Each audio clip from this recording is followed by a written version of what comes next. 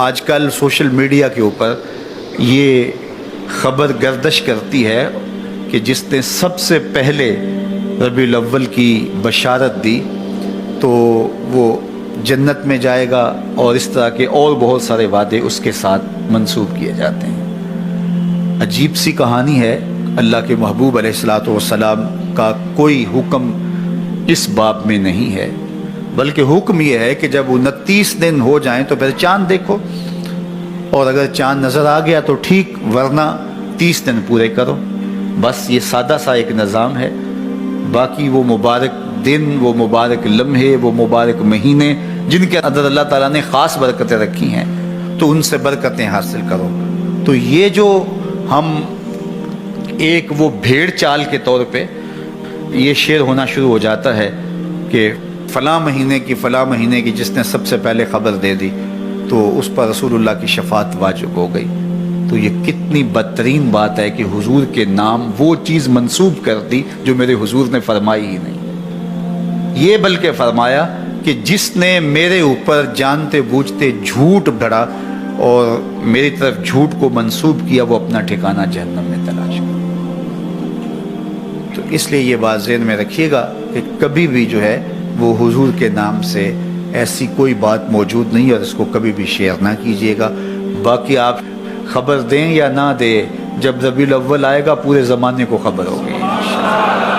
وہ مہینہ طلوع ہو رہا ہے، بلبلیں چہکنے لگیں گی، غنچے مہکنے لگیں گے، کلیاں چٹکنے لگیں گی، ناگہاں ساکن ہواؤں پر روانی آ گئی، اور چمن کے پتے پتے پر جوانی آ گئی۔ آج زانوئے ازل نے صبح پہ انگڑائی لی، اور مسکرا کر ایک کرن نے ہاتھ میں شہنائی لی۔ مخزن اسرار قدرت کے امی پیدا ہوئے، غل ہوا دنیا میں ختم المرسلین پیدا ہوئے۔ تو جب وہ مبارک گھڑیاں، جن گھڑیوں میں صدیاں قبل میرے حضور آئے تھے، تو وہ لمحے آئیں گے تو برکتیں خود آپ روحوں میں اترتی محسوس کریں گے۔ باقی انتظار ضرور کیجئے گا، لیکن ایسی کوئی خبر اور اس طرح کی کوئی حدیث موجود نہیں۔ شہر مدینہ کائنات کی وہ پاکیزہ بستی ہے جہاں حضور رہتے ہیں، اور اہل ایمان کو اس شہر نور کے ساتھ جو قلبی لگاؤ ہے، جو ربط باطن ہے، ان کی روحیں جس طرح اس شہر کی طرف کھینچی چلی جاتی ہیں، اور آنکھیں ترستی ہیں اس شہر نور کو دیکھنے کے لیے، اور دل تڑپتے ہیں اس کے نظاروں کے لیے، تو یہ اسی لیے ہے کہ یہاں محبوب رہتے ہیں۔ اقبال نے کہا تھا، خاک طیبہ از دو عالم خوش ترست، آن خنک شہرے کہ آنجا دل برست۔ طیبہ کی خاک، طیبہ کی بابرکت مٹی ہمیں دو جہاں سے اس لیے بہتر ہے کہ وہاں محبوب داور جلوہ فرما ہوتے ہیں۔ تو حضور کی وجہ سے وہ شہر خوباں، وہ شہر جمال اور وہ شہر نور عقیدتوں کا مرکز اور محبتوں کا مامن و مسکن ہے، اور اہل ایمان حج کرنے کے بعد اس شہر نور کی حاضری کے لیے ضرور جاتے ہیں۔ میرے حضور نے ارشاد فرمایا، من حج البیت ولم یزرنی فقط جفانی، جس نے بیت اللہ کا حج کیا اور میری زیارت کے لیے نہیں آیا، اس نے میرے ساتھ زیادتی کی ہے۔ مکہ بھی رحمتوں والا ہے، مدینہ بھی برکتوں والا ہے۔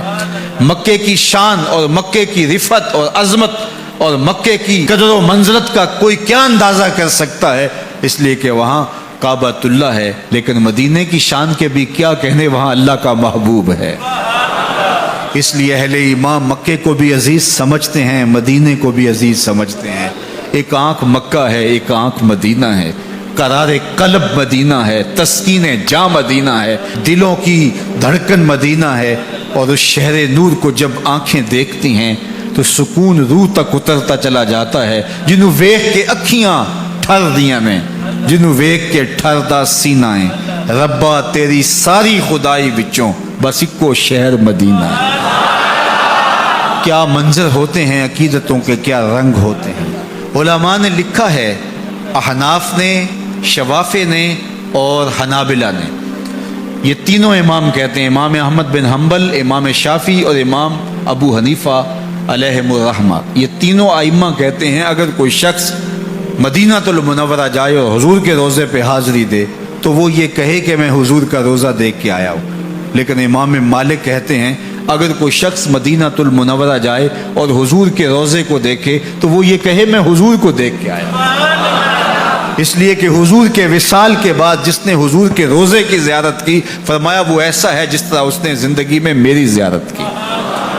تو اس درے نور کو دیکھ کر کے، اس ساوے گنبد کو دیکھ کر کے، اس سبز روضے کو دیکھ کر کے، ان سنہری جالیوں کو دیکھ کر کے وہ احساس ہوتا ہے کہ ہم حضور کے قدموں میں بیٹھے ہیں۔ وہ دیکھو دیکھو سنہری جالی، ادھر سوالی ادھر سوالی، عجیب رنگتیں، عجیب انداز اور محبتوں کی برستی ہوئی برکھا، عقیدتوں کے بکھرے ہوئے رنگ، سوالی جھولیاں لیے کھڑے ہیں، لیکن ہر ایک کی جھولی بھری جا رہی ہے، خیرات دی جا رہی ہے، انوار کی برکھا برس رہی ہے، روحوں کی پیاس بجھ رہی ہے۔ تھکے ماندے ہارے ہوئے لوگ، دکھوں کے ستائے ہوئے لوگ جب حضور کے روضہ انور کی طرف رخ کرتے ہیں تو ان کے دل میں ارمان ہوتے ہیں کہ میں یہ دکھ بھی حضور سے کہوں گا، یہ دکھڑا بھی حضور کو سناؤں گا، یہ درد کی کہانی بھی انہیں کہوں گا، لیکن جب روبرو مواجہ انور کے ہوتے ہیں کوئی دکھ یاد ہی نہیں رہتا۔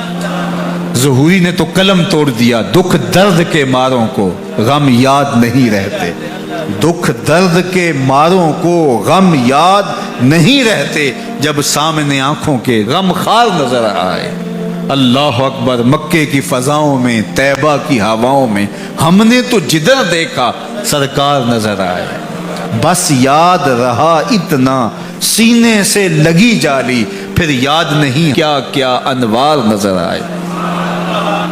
اللہ اکبر، تو وہ کیا منظر ہوتا ہے، وہ کیا گھڑیاں ہوتی ہیں جب زائر حج کے بعد یہاں حاضر ہو رہا ہوتا ہے اور آقا کریم علیہ السلام اس پہ کیسی شفقتیں کرتے ہیں۔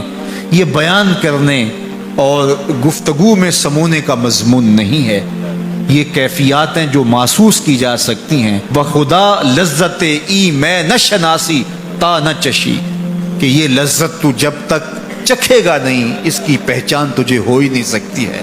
تو میری دعا آپ سب کے نام ہے کہ اللہ آپ سب کو بار بار حج بیت اللہ اور زیارت روضہ رسول صلی اللہ علیہ وآلہ وسلم نصیب فرمائے۔